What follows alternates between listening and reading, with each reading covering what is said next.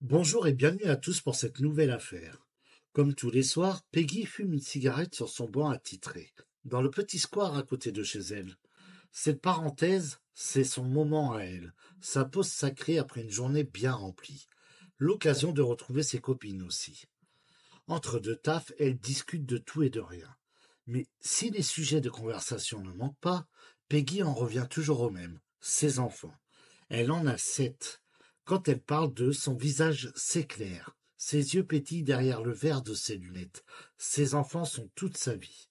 Elle ferait n'importe quoi pour les protéger. Mais elle, qui la protège? Depuis 15 ans, Peggy habite cette même maison, située rue Pablo Neruda, à Carvin, dans le Pas-de-Calais. Une petite bicoque d'un étage avec jardin et portillon de fer noir. Son mari, Flavien, travaille en intérim, pendant qu'elle s'occupe à plein temps de leur ribambelle de gamins, 2 garçons et 5 filles. L'aînée a 22 ans, la Benjamine 4 ans. Ça en fait des lessives, des chaussures à racheter, des fournitures scolaires à mettre dans le caddie. Mais Peggy, 43 ans, s'épanouit dans cette mission difficile. Véritable maman poule, elle emmène ses petits partout. Au potager collectif où la famille cultive des pommes de terre, au parc Astérix quand tout le monde a été bien sage. Chaque matin, elle se lève à 4 heures pour entamer son marathon. Le café des grands, le petit-déj des petits, les allers-retours à l'école, les rendez-vous chez le médecin, les repas. Ça n'en finit jamais. Mais même dans ce planning surchargé, elle trouve encore le temps de tricoter des peluches et des vêtements qu'elle revend ensuite pour améliorer l'ordinaire familial. Si les finances de son couple sont trop justes pour emmener les enfants en vacances, elle leur invente un tas d'activités. Bref, c'est une maman géniale. Mais on ne peut pas dire que son mari soit tout aussi impliqué. Flavien n'est pas du genre causant.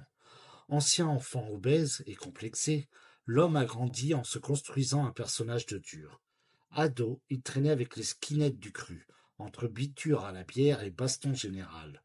De cette période trouble, il a conservé une collection de tatouages néo-nazis, qui ne le rendent pas follement sympathique aux yeux du voisinage. Autrefois, il a travaillé un temps dans la sécurité, puis dans la peinture, mais entre deux missions d'intérim, il ne fait désormais plus grand-chose de ses journées, sinon basculer des bières et fumer des joints dans son fauteuil. Les enfants, il ne s'en occupe jamais. Il se murmure même dans le quartier que les gosses auraient peur de lui. Ce n'est du reste peut-être pas un hasard si, depuis leur majorité, on voit beaucoup moins les trois aînés à la maison. Parfois, le soir au square, quand Peggy a fini de parler de ses enfants, les copines aimeraient savoir comment se passent les choses avec son homme. Mais il suffit de lui poser la question pour qu'elle se referme comme une huître. Sa vie privée, elle n'en parle jamais. Pourtant, elle aurait là aussi de quoi s'épancher. En réalité, Flavien lui mène une vie impossible, entre alcool, drogue, voire peut-être des coups. Plusieurs fois, leurs disputes ont failli très mal se terminer.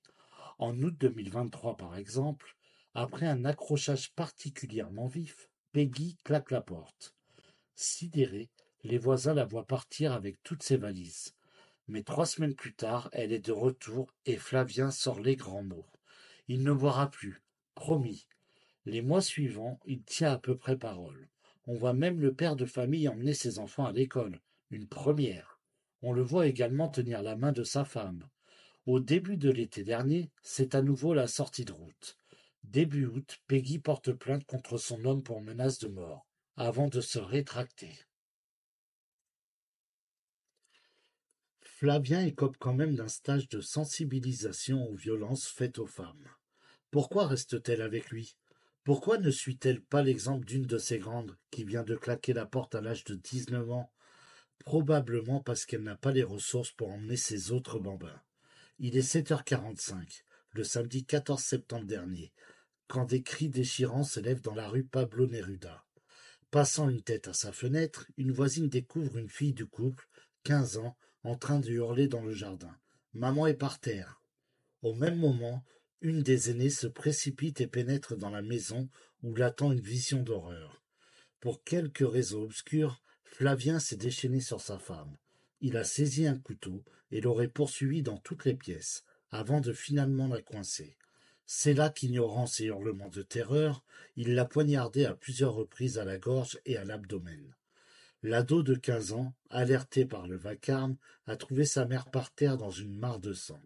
Elle a appelé sa grande sœur, celle récemment partie vivre ailleurs, qui a aussitôt rappliqué. Les deux plus jeunes enfants étaient également présents au moment des faits. Mais il est trop tard. À l'arrivée de la police, Peggy est morte. Flavien, son calme retrouvé, a déjà préparé ses affaires pour partir en prison. Il a même appelé un ami pour le lui annoncer.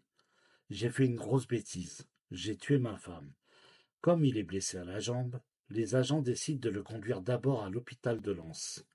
Pendant qu'on l'embarque, une voisine entend sa fille de 19 ans répéter en pleurs. Il a dit que c'était à cause de moi. Pourquoi faire peser le poids du carnage sur les épaules de cette pauvre enfant? Avait-elle réussi à convaincre sa mère de partir elle aussi? Peggy venait-elle de dire ces quatre vérités à son mari quand celui-ci a décidé de lui ravir l'existence? Il reviendra maintenant à l'enquête de le déterminer. Il faudra aussi que quelqu'un trouve les mots pour convaincre cette pauvre enfant qu'elle n'est pour rien dans cette tragédie. En attendant, ce nouveau féminicide laisse un arrière-goût effroyable. Une fois de plus, tous les signaux d'alerte étaient là, et personne n'a su intervenir avant qu'il ne soit trop tard. Les trois plus jeunes enfants du couple, dans un état de choc indicible, étaient toujours hospitalisés en fin de semaine dernière. Leur grande sœur se consumait de culpabilité. En tout, ils sont désormais 7 orphelins, jetés dans les noirceurs du destin par la folie d'un homme.